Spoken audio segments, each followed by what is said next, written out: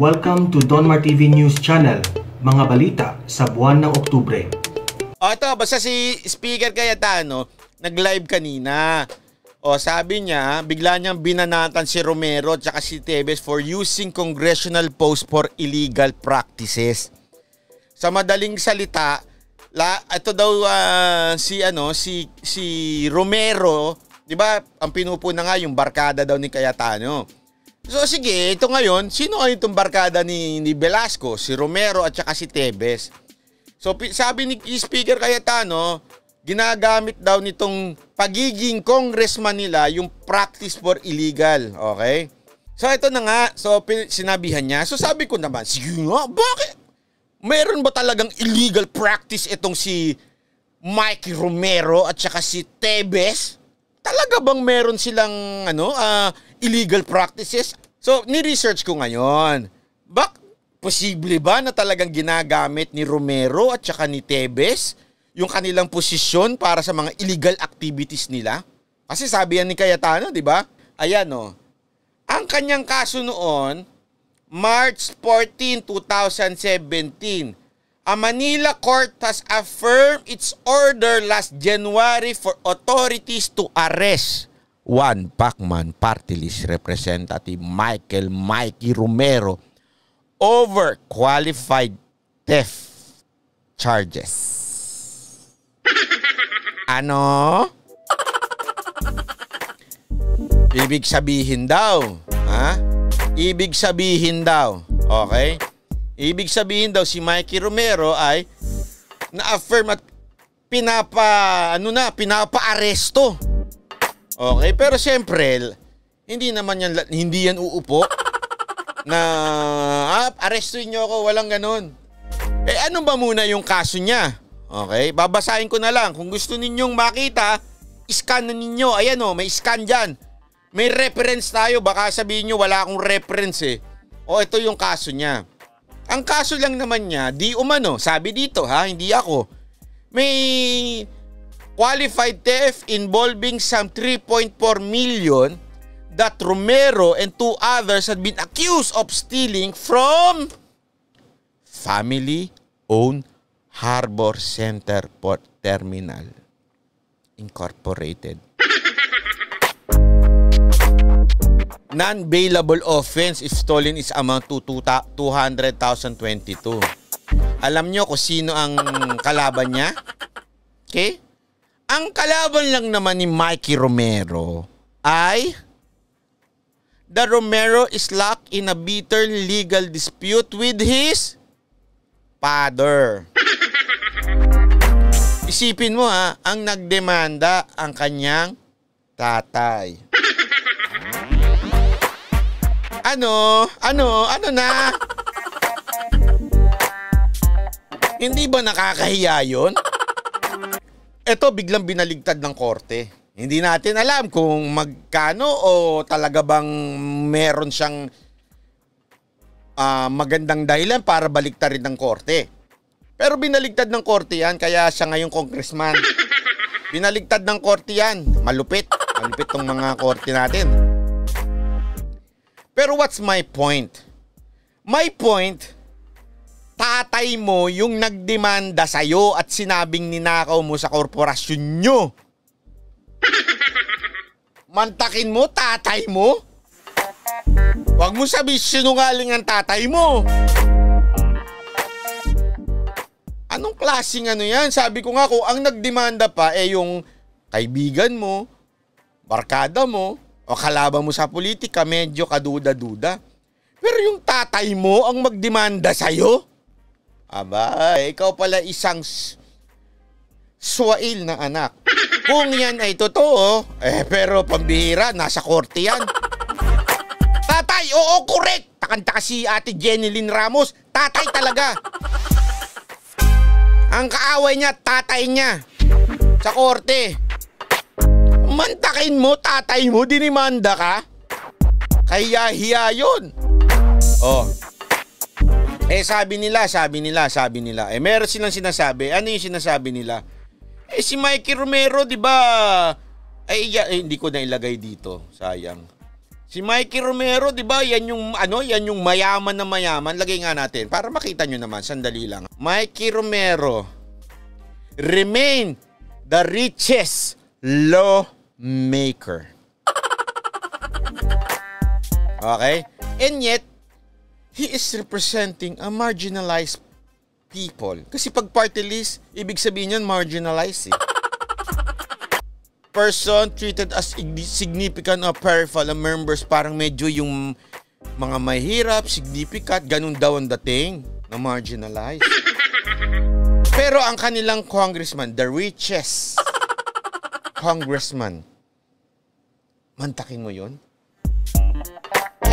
Yung pala eh. Ito yung logic na iba. Yung pala naman eh. Baka naman di talaga totoong magnanakaw siya 3 million. Kung siya yung pinakamayaman, barya lang yung 3 million. That's not true. Okay?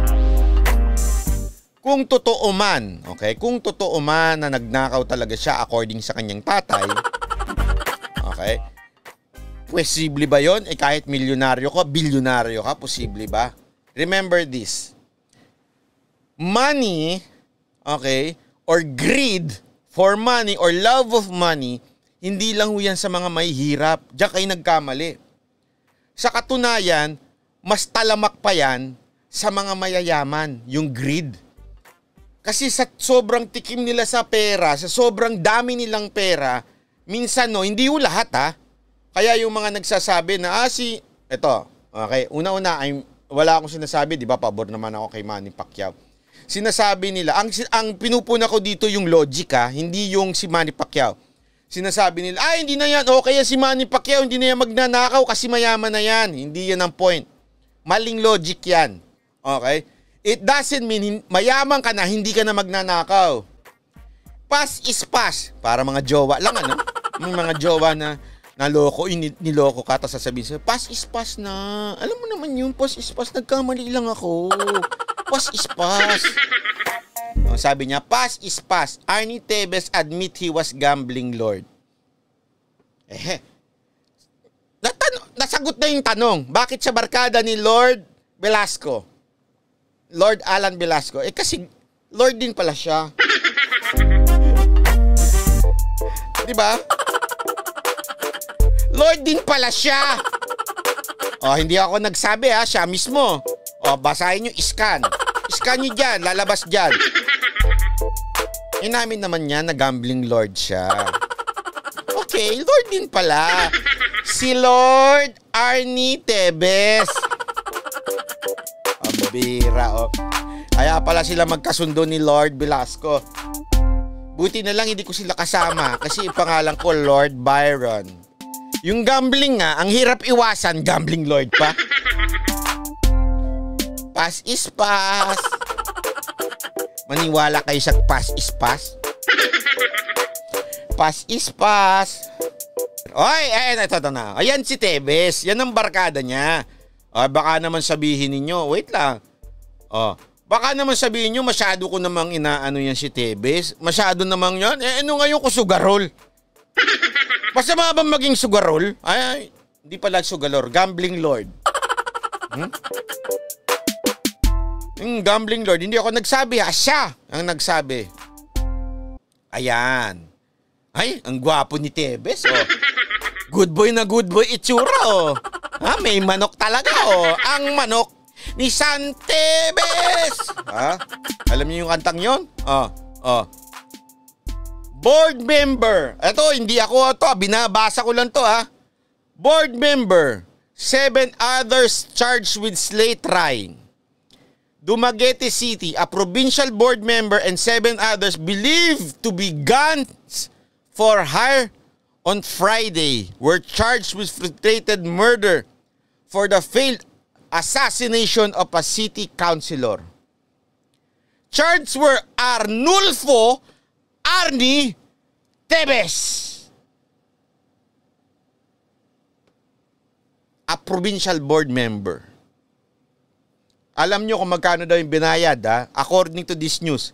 Magkano daw yung binayad doon sa pumatay doon sa nag-failed assassination. Ang binayad daw 200,000. O, tingnan nyo, sino mga bumibira ngayon kay Cayetano? O, itong si Tebes at saka itong si Nothing Secret Will Be Disclosed. Tingnan nga natin, baka naman di kaya, baka hanggang manok lang ang kaya niyan. Hindi naman ata warprick yan si Tebes, sa itsurang niyang yan. Mukha bang warprick yang ganyan? Porkit kalbo, warprick na? Hindi naman siguro. Baka naman, itsurang yan, mukha bang warprick yan? Yan? Tingnan nyo. Sige, kayo na magsabi. Yung itsurang niya, mukha bang warprick? Tingnan natin. Sa mismong salita niya. Sabi ko nga sa inyo ang tao mahuhuli yan sa salita. Bakit? The abundance of the heart, the mouth speaks. Baka, sabi naman ito, na demanda. Ewan ko, wala. Ayokong husgahan. Baka naman. Okay? Ayokong husgahan. Wala akong sinasabi. Guilty siya. Wala. Ang tanong, baka naman mabait yan. Baka naman. Tinan mo nga, ang bait-bait sa manok niya. Talagang hinaalagaan ng kanyang manok. Talagang alagang-alaga siya ng manok niya. Warprick ba siya? Abay, tingnan natin. Tingnan natin sa sarili niyang salita. Eto. Sabi ni Speaker Cayetano. At sinagot siya ni Tebes. Anong sabi? Sabihin mo kay Alan. Ha? Lupit. Walang speaker. Sabihin mo kay Alan, huwag siyang mangga. May tutot na. Ibig sabihin no, alam nyo na yung mangga. Pare-pareho lang kami sa lista. Aba. Huwag niyang gagu. Yun na naman. Mga Pinoy, sabihin mo kay Alan at kay Elray. Aba, mga pairs name. Kung gusto nila, magharapan kami. Kung gusto nila, magsuntukan kami. Case closed. Case closed ang tawag dyan. Hindi siya warprick. Nagaya lang siya ng suntukan. Nag-aya lang naman siya ng suntukan. Congressman siya. Sabi ko nga, sandali, dapat ang yaya niya, debate tayo. Let's debate in the plenary. Dapat ganun, let's debate, let's pakita. Diba? Yan ang congressman Ang congressman talaga, nagdedebate yan. Diba nakikita nyo ang dami nagdedebate na sa plenaryo? Ganyan ang nangyayari, debate. Ito, UFC. Suntukan ang gusto. Buti na lang, hindi ganyan si Speaker at saka si Elre. Kung gusto mo ng suntukan, tayo na lang. Gusto mo? Sige, ano ka, may PlayStation, bibili akong PlayStation. Suntukan tayo doon, maglaro tayo ng boxing doon. Kasi sa tingin ko, hindi papatol sa Speaker Cayetano, hindi siya bababa sa level mo. Ay, pambira. Anak ng wedding, suntukan? Congressman ka? Pikon? Dali ka, Brad? Nasaktan ka sa sinabi ni Speaker. Ano ba kasi sinabi nito ni Speaker? Katulong si Cayetano kasi kung ano-ano sinasabi. May kasamaan tayo na illegal o legitimate ang negosyo, illegal ang business practices. So, tamang panahon po.